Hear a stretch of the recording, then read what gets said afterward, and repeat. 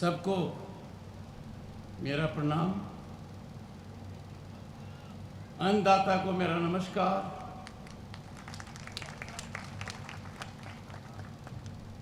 मेरे जीवन में मैंने सोचा कि कई काम हासिल किए। पढ़ाई की वजह से मेधावी छात्र रहा, वकालत में ठीक ठाक काम किया, केंद्र में मंत्री रहा, 89 में सांसद रहा, पश्चिम बंगाल का गवर्नर रहा और भारत के प्रधानमंत्री ने राज्यसभा में जब मेरे बारे में 2 शब्द कहे तो उन्होंने इन सबको नजरअंदाज कर दिया और कहा कृषक पुत्र उपराष्ट्रपति बना है। राज्यसभा का सभापति कृषक पुत्र है। ये बात मैं कभी नहीं भूल सकता। किसान परिवार में जन्म लेने के बाद किसी शिक्षा की आवश्यकता नहीं है। किसान की स्थिति क्या है वह हमारे दिल में है, दिमाग में है, उसकी दिक्कत समझते हैं और सब कुछ करेंगे। ये कृषक पुत्र आपको पूरा आश्वासन देता है कि किसान के लिए कर्तव्य पथ पर चलता रहूंगा, बेरोक टोक चलता रहूंगा। कोई चाहे कुछ भी बयान दे, उसका मेरे पर कोई असर नहीं होगा। किसान से मिलने के लिए, किसान के हालात ठीक करने के लिए मुझे किसी की इजाजत की आवश्यकता नहीं है। ये मेरा संवैधानिक धर्म है, मेरा कर्तव्य है और इसी के तहत मैं मालपुरा गया। वहां संस्थान है किसान से जुड़ा हुआ। मैं जोबनेर गया, किसान से जुड़ा हुआ। मैं Indian council of agriculture research के कन्वोकेशन में गया, भरतपुर में संस्थान में गया, मैं बीकानेर गया, मूंगफली की एक बहुत बड़ी संस्थान है, मैं गुढ़ामालिनी गया। इन सब जगह इसलिए गया कि ये किसान के विकास से जुड़ी हुई है, किसान की उन्नति से जुड़ी हुई हैं। थोड़ी मन में पीड़ा होती है कि जब इस तरीके का काम मैं कर रहा हूं तो कुछ लोगों को आपत्ति क्यों है, परेशानी किस बात की है।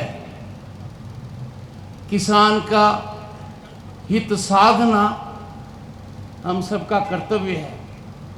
भारत की अर्थव्यवस्था की सबसे मजबूत रीढ़ की हड्डी है तो किसान है। किसान अन्नदाता है। आपके यहाँ केंद्रीय कृषि राज्य मंत्री कैलाश चौधरी जी साधुवाद के पात्र हैं, सही मन से किसान के काम के लिए लगे हुए हैं, पूरे देश में लगे हुए हैं, कर्तव्य निष्ठा से लगे हुए हैं। और राजस्थान के लिए तो मोटे अनाज का जो अनुसंधान केंद्र है उसको लाने में ये महारत हासिल किया है। इनको एक दायित्व भी मैंने दिया है कि राजस्थान में मूंगफली बहुत अच्छी होती है, देश में हम 2 नंबर पर हैं, 20% मूंगफली राजस्थान की है, इसकी ब्रांडिंग कर दो, राजस्थान मूंगफली, बीकानेर मूंगफली, दुनिया में नाम होगा। भाई निहाल चंद जी, 1989 में मैं लोकसभा का सदस्य रहा, मैं 16 महीने रहा। निहाल चंद जी लोकसभा में 27 साल से हैं। आप अंदाजा लगाइए कहाँ मेरे 16 महीने और कहाँ महानुभाव के 27 महीने। 27 साल, महीने नहीं, 27 years, मेरे 1 महीने और इनके 1.5 साल। जरूर इनका जुड़ाव जनता से गहरा है, नाता मजबूत है। आप मोटा अनाज खाते होंगे, ये मोटे अनाज का करिश्मा है। भाई राम प्रताप कासनिया जी, इन्होंने मेरी क्लास ले ली। 93 से 98 तक मैं विधायक था। अब निश्चित रूप से 93 में मैं 30 साल यंग तो था ही। 2023 के मुकाबले 1993 में 30 साल था। बोले आप थोड़े उम्र वाले हो गए हो, जैसे खुद जवानी बैठे। उम्र का असर सभी पर पड़ता है, पर इस कर्षक पुत्र पर थोड़ा कम पड़ा है, और कृष्णिया जी पर तो लगता है बिल्कुल ही नहीं पड़ा है। डायरेक्टर केसी साहू ने बहुत कुछ बता दिया, एक एक शब्द मैं सुन रहा था।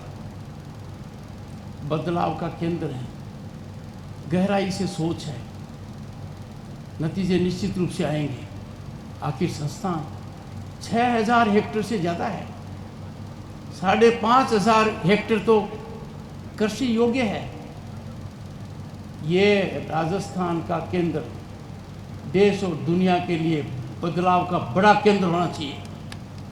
मेरी कामना है, it is my expectation, it should be epicentre, nerve centre of agriculture research, development, or it must catalyze revolutionary positive change.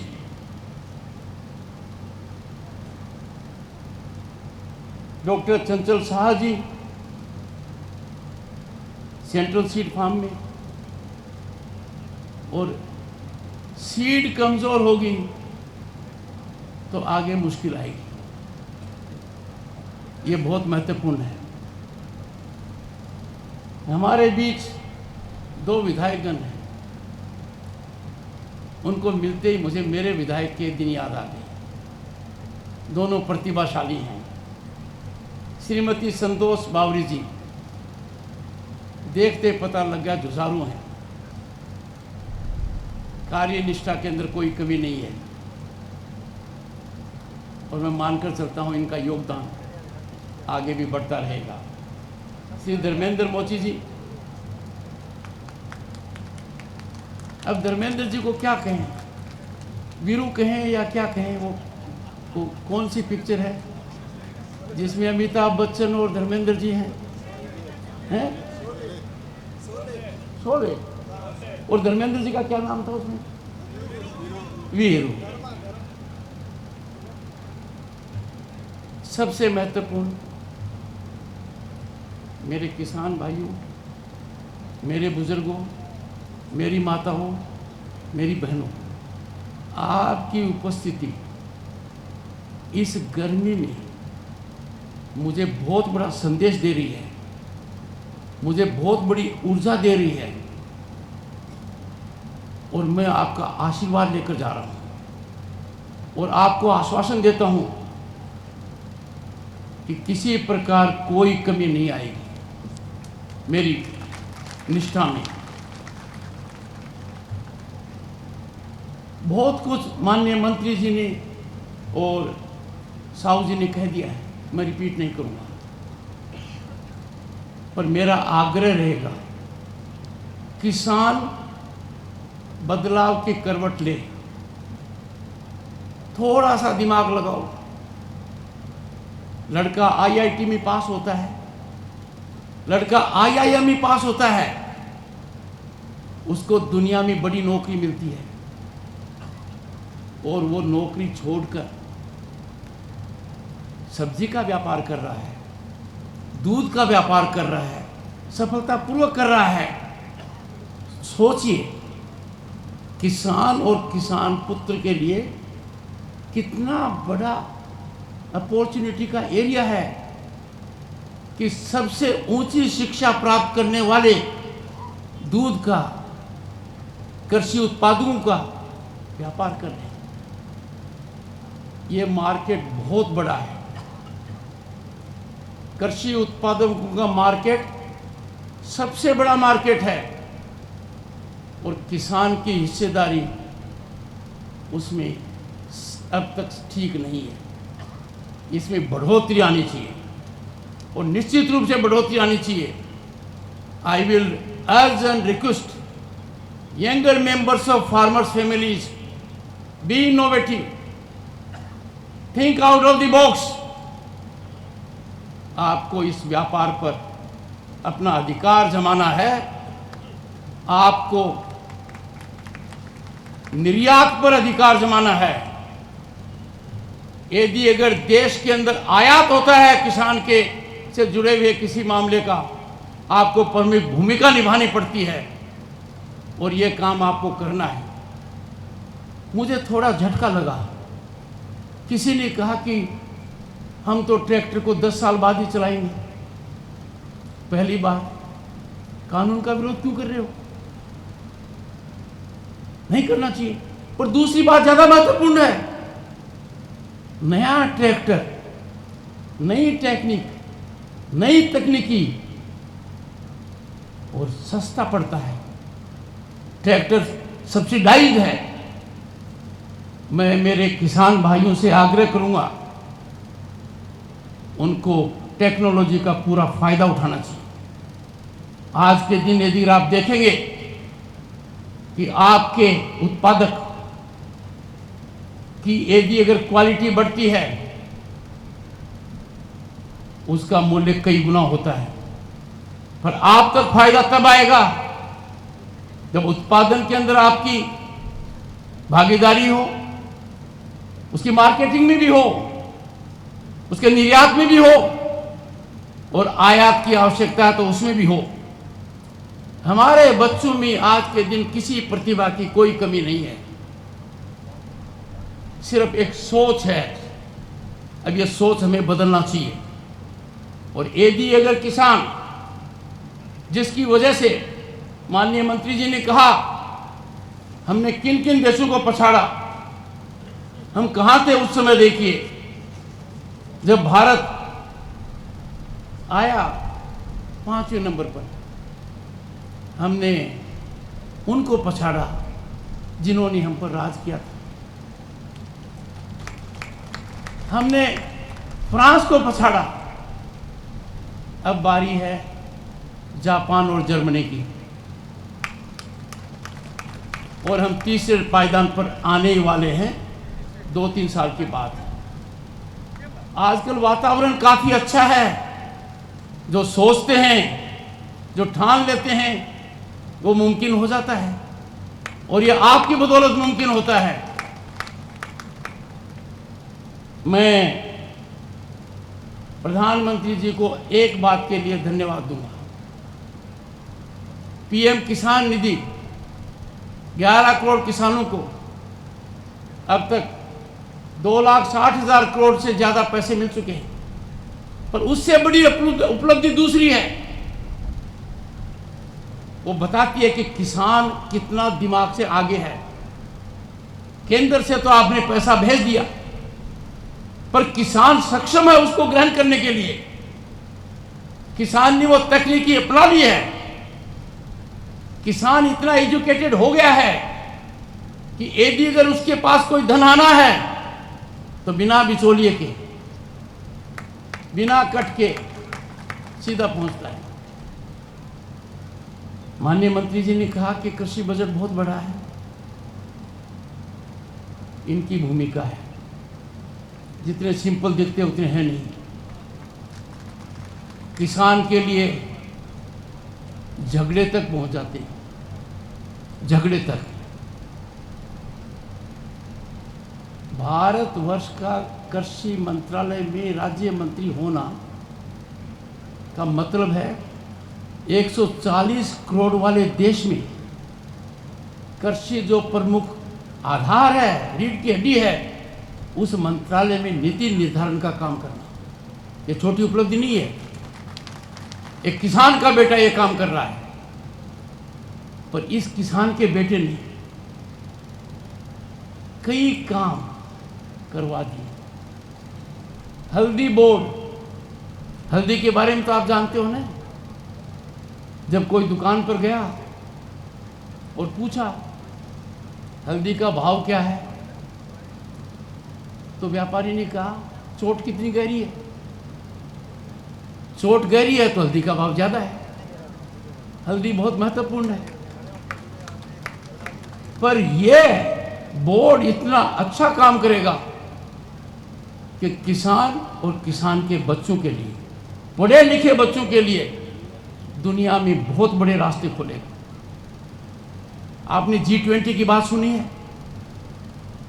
दुनिया में डंका बजा भारत का, पर मैं किसान के लिए उसमें एक बहुत बड़ा निर्णय हुआ है जिसका फायदा किसान को मिलेगा और किसान के जीवन में बदलाव आएगा। क्योंकि किसान का पढ़ा लिखा बेटा, किसान की पढ़ी लिखी बेटी अपनी योग्यता से, शैक्षणिक योग्यता से उसका फायदा उठा पाएगी। और वो है हजारों साल पहले जो व्यापार का मार्ग था, उस मार्ग को अब जीवित किया जा रहा है। भारत, मिडल ईस्ट और यूरोप इकोनॉमिक कॉरिडोर, और इसका सबसे ज़्यादा असर एग्रीकल्चर प्रोड्यूस पर पड़ेगा। मैं बहुत ज़्यादा समय नहीं लेना चाहता, मैं सिर्फ इतना कहूँगा, किसान सोचे, बदलाव का केंद्र बिंदु बने, किसान कृषि उत्पादकों के व्यापार पर अपना यथाउचित स्थान बनाए, किसान कृषि के रिसर्च एंड डेवलपमेंट का केंद्र बने और निर्यात में हमारे बच्चे और बच्चियां प्रमुख भूमिकाएं निभाएं। एक बार फिर आप लोगों ने इस धूप के अंदर इतना समय दिया, ये मैं आशीर्वाद रूप ले जा रहा हूँ।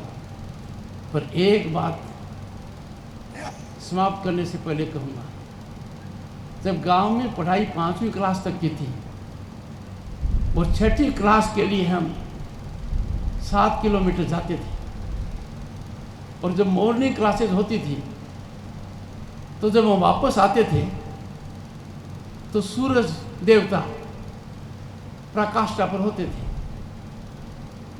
जहाँ भी पेड़ दिखता था हम थोड़ा सांस ले लेते थे, पाँव जलते थे।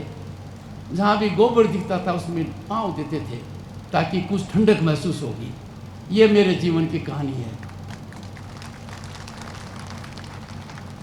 आप मानकर चलिए, सरकार हर स्तर पर किसान के बदलाव के लिए समर्पित है और आपका सिपाही वहाँ पर कार्यरत है, कोई कसर बाकी नहीं रहेगी। बहुत बहुत धन्यवाद। नमस्कार। जय भारत।